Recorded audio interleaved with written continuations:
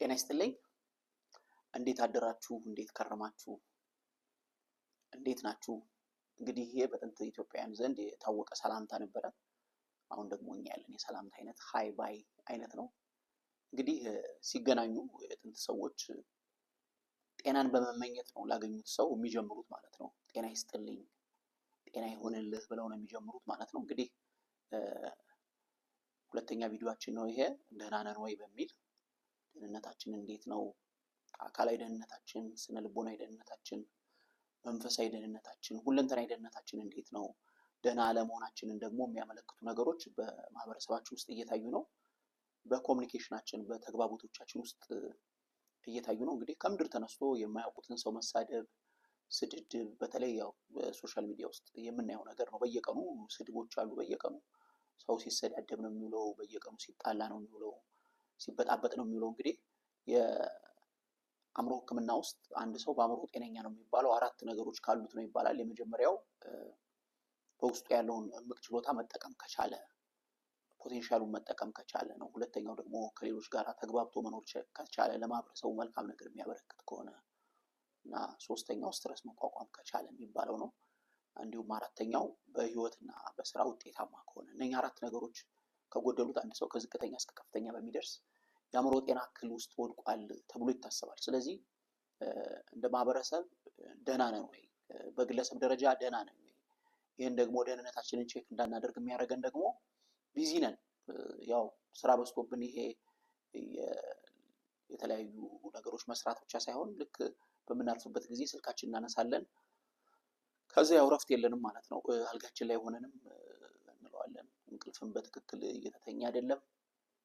አሁን አትተኙ የሚባለው እንግዲህ ማነሳሻ ብዙም አይጠቅምም። ተኙ ነው የሚያስፈልገው። አሁን ለምን ሰው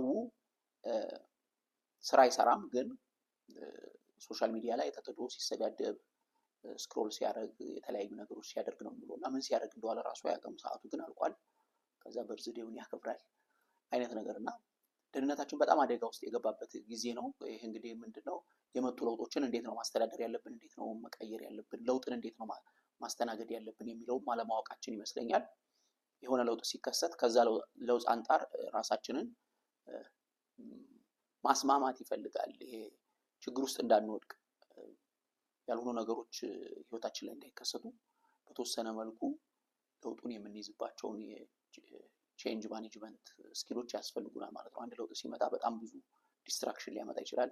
አሁን ግሎባላይዜሽን የሚባል ለውጥ መጥቷል። እንግዲህ በዓለም ዙሪያ ያለው ነገር ሁሉ እኛ ጋር መድረስ ይችላል በኢንተርኔቱ ማለት ነው። ስለዚህ እንዴት ነው የሚበቃኝን መጥኜ የምወስደው፣ ከሁሉም ነገር በመጠኑ የምወስደው እንዴት ነው ብሎ ማሰብ ያስፈልጋል።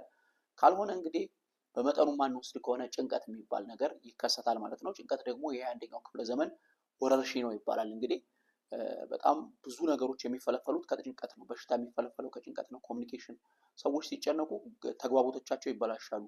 የነበራቸውን ስራ እስከ ማጣት ይደርሳሉ። ሪሌሽንሽፓቸው ይበላሻል። የማይታወቁ በሽታዎች ይከሰታሉ። አንዳንድ ጊዜ ሰዎች ሲመረመሩ ምን እንደሆነ አይታወቅም፣ ግን ያመኛል ይባላል። በአልትራሳውንድ በምን በተለያዩ ማሽኖች ሲታይም የለም ምንም አልተገኘም ይባላል። ግን ሰውየው እያመመው ነው። ምንድነው ሲባል ይሄ ስትረስ ነው። ስትረስ እንግዲህ አካላችን ላይ ብቻ ብናይ ብዙ የሰውነት ክፍሎቻችንን የማጥቃት ነገር አለው። ለምሳሌ ኩላሊት ፌል ሊያደርግ ይችላል። ከጉበት ጋር የተያዙ በሽታዎች ሊያመጣ ይችላል። የመተንፈሻ አካል በሽታ ሊያመጣ ይችላል። የልብ በሽታ ሊያመጣ ይችላል። ብዙ ሰዎች ፌንት እስከማድረግ የሚደርሱባቸው ሁኔታዎች አሉ። ከልብ ጋር የተያዘ ህመም በጣም በዝቷል። ምንድነው ሲባል ስትረስ የሚባል ነው። 21ኛው ክፍለ ዘመን ላይ እንግዲህ እንደ ወረርሽኝ ነው የሚታየው።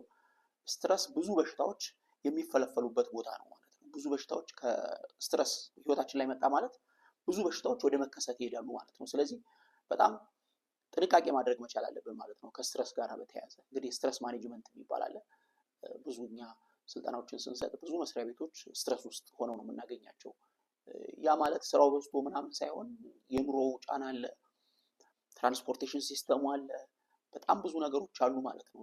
ጭንቀት ውስጥ እንድንገባ፣ ጫና ውስጥ እንድንገባ የሚያደርጉ ነገሮች። ስለዚህ አንድ ሰው የተሸከመውን ነገር ቀኑ ሙሉ ሌሊቱ ሙሉ ተሸክሞ ቢያድር ምን ሊሆን እንደሚችል አስቡ በአካሉ ላይ። ስለዚህ ማራገፍ ያስፈልጋል ማለት ነው። ስትረስ ቀን ስራ ቦታ ያጋጠሙን ነገሮች ማራገፍ ያስፈልጋል። በየቀኑ ስሜቶቻችን ላይ አእምሯችን ላይ የሚመጡ ነገሮችን ማስወገድ ያስፈልጋል ማለት ነው። ጊዜ ሰጥቶ ስትረስ ማኔጅመንት ይባላል።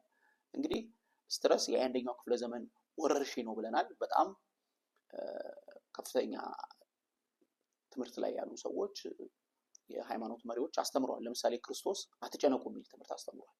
በጣም ሰፊ ምሳሌዎች ተጠቅሞ ነው አትጨነቁ የሚለውን ትምህርት ያስተማረው። ለምሳሌ ለምትበሉትና ለምትጠጡት አትጨነቁ፣ የሰማይ ወፎችን ተመልከቱ፣ አይዘሩም፣ አያጭዱም፣ በጎተራም አይከቱም፣ አባታችሁ ግን ይመግባቸዋል፣ የሰማይ አባታችሁ ይመግባቸዋል የሚል ሀሳብ አቅርቧል። ከዛ ወደ ምድር አበባ ተመልከቱ፣ ይሄ አንዴ ታይቶ የሚጠፋውን እንዴት እንደሚያለብሰው ተመልከቱ። ያው መስከረም ላይ አበባ በአበባ አይደለም የምንሆነው እንዳለ እና አንድ ሰው በጣም ለብሶ አምሮበት ሲታይ የምንለው አበባ መስሏል ነው የምንለው ማለት ነው። እና ሰለሞን እንኳን በክብሩ እንደዚህ የምድር አበባ አልለበሰም ይላል። ለምንድን ነው የምትጨነቁት?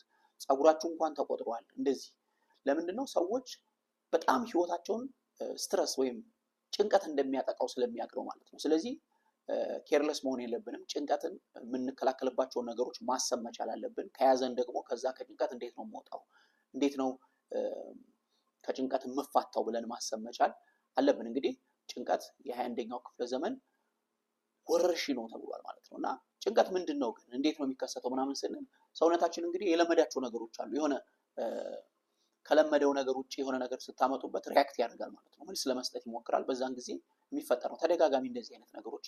አዲስ ነገር አካባቢያችን ሲመጣ አእምሯችን መልስ ለመስጠት ሲሞክር እኛ አስተውለን ያንን ነገር ካላስተዳደር ነው ጭንቀቱ ወደ ከፍተኛ እያደገ ይሄዳል ማለት ነው። ኖርማል ነው።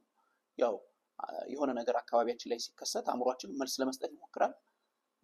የተለመደ ነገር ነው። ሲበዛ ግን ጭንቀት ይሆናል ማለት ነው፣ ወይም ስትረስ ይሆናል። ስለዚህ ስትረስ ማለት እንግዲህ ሰውነታችን የሆነ አዲስ ነገር ያለመደው ነገር አካባቢያችን ላይ ሲከሰት መልስ ለመስጠት ሲሞክር የሚከሰት ነገር ነው ማለት ነው። እንዴት ነው የምንከላከለው? እንግዲህ የተለያዩ የመከላከያ መንገዶች አሉት። የመጀመሪያው ከሀሳብ ጋር የተያዘ ስለሆነ ሀሳብ ስለሆነ ወይም በቃላት የገቡ ነገሮች ስለሆኑ ጭንቀት የሚያመጡ የሚያስጨንቁ ነገሮችን መስማት መቀነስ፣ ማየት መቀነስ። ተገደን ከሆነ ምንም ማድረግ አንችልም። ነገር ግን በአሁኑ ጊዜ ሰው የሚያስጨንቁ ነገሮችን አባቱን እናቱን ገደለ፣ ወንድሙን ገደለ፣ እንደዚህ ምናምን የሚባሉ ቪዲዮዎችን ሲያዩ ይውላሉ ማለት ነው። ይሄ ስትረስ ይፈጥራል በራሱ። ሌላው የፖለቲካ ወሬዎች፣ ከመጠን በላይ የሆነ ቴንሽን፣ ሁልጊዜ የማያልቁ ጦርነቶች አሉ በዓለም ዙሪያ። እነሱን ሲሰሙ መዋል፣ የሚያስጨንቁ ነገሮችን መስማትና ማየት የሚባል ነገር ነው። እንግዲህ ከምንሰማውና ከምናየው ነገር መጠንቀቅ ያስፈልጋል ማለት ነው። በአሁኑ ጊዜ በጣም ሆረር የሆኑ አእምሯችን መቋቋም የማይችላቸው አስጨናቂ ነገሮች አሉ ማለት ነው። ዜናዎች አሉ። እነኛን መጥነን ነው ወደ ውስጥ ማስገባት ያለብን። ካልሆነ ከመጠን በላይ የሆነ የጭንቀት ወሬ፣ የጭንቀት ዜና ወደ ውስጣችን የሚገባ ከሆነ ጭንቀት ውስጥ እንገባለን ማለት ነው። ስለዚህ አንደኛው የምንሰማውንና የምናየውን ነገር መመጠን የሚባለው መመዘን ያስፈልጋል ማለት ነው። ሁለተኛው አካላችን ላይ ስለሆነ ሊፈጠር የሚችለው ብሪዚንግን ኤክሰርሳይዝ ማድረግ ነው። ዲፕ ብሪዚንግ፣ ይሄ በጥልቀት የሆነ አተነፋፈስ መለማመድ ያስፈልጋል ለመከላከል ማለት ነው ጭንቀትን። ብዙዎቻችን በስሱ ነው የምንተነፍሰው። በደንብ ታስቦበት ከፍተኛ የሆነ አየር ወደ ውስጣችን ማስገባት፣ ከዛ እሱን ደግሞ ሪሊዝ ማድረግ ማለት ነው። እና የዲፕ ብሪዚንግ ኤክሰርሳይዝ ያስፈልጋል ማለት ነው። ራሱ ኤክሰርሳይዝም ደግሞ እንቅስቃሴ ማድረግ፣ በጣም ጥቂት ነገሮች ነው የምናደርገው። አንዴ ሰውነታችን ሪያክት እስከሚያደርግ ድረስ ስፖርት መስራት አለብን፣ ማስለቀቅ አለብን ማለት ነው። በደንብ አየር ውስጣችን ላይ እንዲዘዋወር። ብዙ ሰዎች ወክ አደርጋለሁ እኮ እኔ ምናምን ይላሉ። እስከሚያልበው መስራት አለበት። አንድ ሰው እስከሚያልበው ወክ ማድረግ አለበት። በደንብ ሊያልበው ይገባል ማለት ነው። ያ ነው በደንብ አየር ተዘዋውሯል የሚባለው። ስለዚህ ኤክሰርሳይዝ ማድረግ፣ ብሪዚንግ ኤክሰርሳይዝ ማድረግ፣ አርምሞ የሚባል አለ፣ ይሄ ማሰላሰል የሚባል ነገር። የጥንት አባቶቻችን እንግዲህ ቁጭ ብለው የሆነ ሰዓት ላይ ያስቡ ነበር። ማሰላሰል የሚባል ነገር፣ የምትፈልጉትን ነገር ወደ አእምሯችሁ አስገብታችሁ ያንን ነገር ማሰላሰል። አእምሯችን የምትፈልጉት ነገር ካልሰጣችሁት ራሱ ውስጡ ያሉትን መስራት ይጀምራል፣ ፕሮሰስ ማድረግ ይጀምራል ማለት ነው። አያርፍም። ስለዚህ ለአእምሯችን ፕሮሰስ የሚያደርገው ነገር፣ የሚያሰላስለው ነገር መስጠት መቻል አለብን። እንግዲህ በስነ ልቦናውም እምነቱም የምናገኛቸው ነገሮች ናቸው ማለት ነው። ለምሳሌ በመጽሐፍ ቅዱስ መዝሙረ ዳዊት ላይ እና ኢያሱ የሚባሉ የመጽሐፍ ቅዱስ ክፍሎች ላይ ሕጉን በቀንና በሌሊት አስበው አሰላስለው፣ በዛም ጊዜ መንገድ ይቃናልሃል፣ እግዚአብሔር አምላክም ከአንተ ጋር ይሆናል ይላል። አትሊስት የእግዚአብሔር መኖር ፊሊንግ እንኳን የሚሰማን ስናሰላስለው ነው። የእግዚአብሔራዊ የሆኑ ነገሮችን፣ መንፈሳዊ የሆኑ ነገሮችን ስናሰላስል ነው እግዚአብሔር ፊልም እናደርገው ማለት ነው። የምናሰላስለው ነገር ትልቅ ኃይል አለው። ለሀሳብ ተጠንቀቅ ንግግር ይሆናል፣ ለንግግር ተጠንቀቅ ተግባር ይሆናል፣ ለተግባር ተጠንቀቅ ልማድ ይሆናል፣ ለልማድ ተጠንቀቅ ባህሪ ይሆናል፣ ከዛ ፍጻሜውን ይወስናል ይባላል። እንደ ዘር ነው ማለት ነው ሀሳብ የሚባለው ነገር። ስለዚህ ጫካውን መፍጠር የምንፈልገው የጭንቀት ጫካ ከሆነ የሚያስጨንቅ ሀሳብ አእምሯችን ውስጥ ካገባል ኦልሬዲ የሚያስጨንቅ ጫካ፣ የጭንቀት ጫካ እንፈጥራለን ማለት ነው። ስለዚህ አእምሯችን ውስጥ የምናስገባቸውን ነገሮች መጠንቀቅ መቻል አለብን። ዘሯን መጠንቀቅ መቻል አለብን። አንድ ሰው እንክርዳድ ከዘራ ማሳው በሙሉ የሚሞላው በእንክርዳድ ነው። ጤፍ ከዘራ ደግሞ በጤፍ ነው የሚሞላው ማለት ነው። ስለዚህ አእምሯችን ውስጥ የምንዘራቸው ሀሳቦች ምንድን ናቸው? አስበን መዝራት መቻል አለብን። እነሱ ደግሞ ማሰላሰል። ለምሳሌ አንድ የስንዴ ቅንጣት ዘርታችሁ እርሻችሁ ላይ ከዛ ያኔውን ብታነሷት አታፈራም። ምን ይፈልጋል ማለት ነው? ያንን ሀሳብ አስገብተን ከዛ ማሰላሰል፣ በደንብ ጊዜ ወስደን ሜዲቴት ማድረግ ያንን ነገር እንደዚህ ማለት ይሆን እንደዚህ ነው ምናምን ከራሳችን ጋር ማዋሃድ። የበላነው ምግብ ራሱ የሚጠቅመን ሲዋሃድ ነው፣ ከኛ ጋር ሲዋሃድ ነው። ስለበላን ብቻ ከድካም አንወጣም። ዳይጀስትድ መሆን አለበት። ከዛ አሲሚሌሽን የሚባል ደግሞ ከነርቮቻችን ከተለያዩ የሲስተሞቻችን ውስጥ ሲገባ ነው ምግቡ። ከዛ ኦልሬዲ የሚያወፍር ከሆነ ትንሽ የተሻለ ኪሎ፣ እንደዚሁም ደግሞ ጉልበት ስራ የምንሰራ ከሆነ ደግሞ ለዛ ስራ የሚሆን ምናምን ኢነርጂ ሆኖ ይገለጣል ማለት ነው። ስለዚህ ወደኛ የሚመጡ ጥሩ ሀሳቦችን እናቆያቸውና እናሰላስላቸው። ስናሰላስላቸው ምን ይሆናል? አእምሯችን ያንን አይነት ነገር ብቻ ፕሮሰስ ማድረግ ይጀምራል ማለት ነው። ስለዚህ ስትረስን ለመዋጋት ከምናደርጋቸው ነገሮች አንዱ ኤክሰርሳይዝ ነው። ሁለተኛው ብሪዚንግ ነው። ዲፕ ብሪዚንግ ማለት ነው። ጠንከር ያለ አተነፋፈስን መለማመድ ያስፈልጋል። ሶስተኛው ደግሞ ሜዲቴሽን ወይም ማሰላሰል የሚባለው። ይሄ ሜዲቴሽን ምናምን ሲባል ብዙ ሰው የሩቅ ምስራቅ ባዕድ አምልኮ ነው ምናምን ይላል። እሱ አለው፣ ልክ ነው። ግን የኛ ግን የተለመደ አለ፣ አርምሞ ይባላል። አባቶቻችን ቁጭ ብለው ረጅም ሰዓት ጸጥ ብለው የሚያስቡት ነገር ማለት ነው። እኛም ሀገር የተለመደ ነው። ቅድም ደግሞ እንዳልኳችሁ መጽሐፍ ቅዱስ ላይ በጣም እንግዲህ ያዛል ማለት ነው። ሰው እንዲያሰላስል እንዲያስብ ያዛል። ቅድም ኢያሱን ነግሬያችኋለሁ። ለምሳሌ መዝሙረ ዳዊት ላይ ሕጉን በቀንና በሌሊት ያስባል የሚሰራውም ሁሉ ይከናወንለታል ይላል። ማሰብ፣ የምናሰላስለው ነገር ከምንሰራው ነገር ጋር ግንኙነት አለው ማለት ነው። ውጤታማ መሆን የምንፈልግ ከሆነ አንዱ በእጃችን ብቻ አይደለም መስራት ያለብን። አእምሯችን የምንፈልገውን አይነት ለውጥ ሜዲቴት ማድረግ መቻል አለበት ማለት ነው። እና ሜዲቴት ማድረግ አስፈላጊ ነው። ሌሎችም የኤክሰርሳይዝ አይነቶች አሉ። በጣም ብዙ አይነት የኤክሰርሳይዝ አይነቶች አሉ። ከተፈጥሮ ጋር መገናኘት፣ ወጣ ብለን ስፔሻሊ ብዙ ጊዜ ስትረስ ውስጥ የሚገቡ ሰዎች ከተሜዎች ናቸው ማለት ነው። ምክንያቱም ከተማ ውስጥ ሰው ሰራሽ ነገር ነው የምናየው። የሆነ ህንፃ እናያለን፣ አዲስ ነገር የለም። አዲሱ ነገር ኮምፒቲሽን ነው። ከሌለ የገዛው መኪና፣ ከሌ የለበሰው ልብስ፣ ከሌ እንትን ያለው ምናምን የኮምፒቲሽን ነው የምናየው። ተፈጥሮ አናገኝም ብዙ ጊዜ። ኮምፒቲሽን ደግሞ የባሰ ስትረሱን ጡዘቱን ነው የሚጨምረው ማለት ነው። አሁን ሶሻል ሚዲያ ላይ ሁሉም ሰው የተመቸው ነው የሚመስለው፣ ግን ሁሉም ሰው ደግሞ ችግር አለበት ስታዩት ማለት ነው። እና እኔ ምነው ቤቴ ቁጭ ብዬ እንደዚህ ሆንኩ ምናምን እነሱ ተመችቷቸዋል ማለት ነው ምናምን ልንል እንችላለን ማለት ነው። ግን ሄዳችሁ ስታዩ ሌላ ነገር ነው። ይሄ ኮምፒቲሽን ስትረስ ውስጥ ስለሚያስገባ ከኮምፒቲሽን ወጣ ያለ ተፈጥሮ ጋር መገናኘት የሚባለውን ነገር ኤክሰርሳይዝ ማድረግ ያስፈልጋል። እንግዲህ ብዙ ናቸው። ተጨማሪ ነገሮች ደግሞ ስትፈልጉ ኮንታክታችንን ስለምናስቀምጥ እዛ ላይ ማግኘት ትችላላችሁ። ስለዚህ ስትረስን በዚህ መዋጋት እንችላለን፣ በዚህ መቋቋም እንችላለን። ስትረስ ጠቃሚ ጎጂ ብቻ አይደለም፣ ጥቅምም አለው። ለምሳሌ ሰው ሁሉ ወደ ስራ በጠዋት ተነስቶ የሚወጣው ሁሉም ላይሆን ይችላል፣ አብዛኛው ግን የሚወጣው የቤት ኪራይ ስትረስ ስላለበት ነው። የሆነ ኃላፊነት አለበት ማለት ነው። ኃላፊነት ካለባችሁ ስትረስ አለ ማለት ነው። ግዴታ በመጠኑ ጥሩ ነው፣ ያነሳሳናል፣ መስራት ያለብን እንድንሰራ፣ መትጋት ያለብንን እንድንተጋ ያደርገናል። ሲበዛ ግን በሽታ ይሆናል ማለት ነው። ስለዚህ ስትረስን በሚመለከት በጣም እውቀት ልናዳብር ይገባል። ተግባራዊ ማድረግ ያለብንን ነገር ተግባራዊ ልናደርግ ይገባል። ከሁሉ በፊት ግን ሁሉንም ነገር በልክ ማድረግ ጥሩ ነው። በመጠን መውሰድ፣ መረጃውንም በመጠናችን፣ ኮሚኒኬሽናችንም፣ ሁሉም ነገር ባላንስ መሆን አለበት። ባላንስ የሳተ ነገር ወደ ስትረስ ይወስዳል ማለት ነው።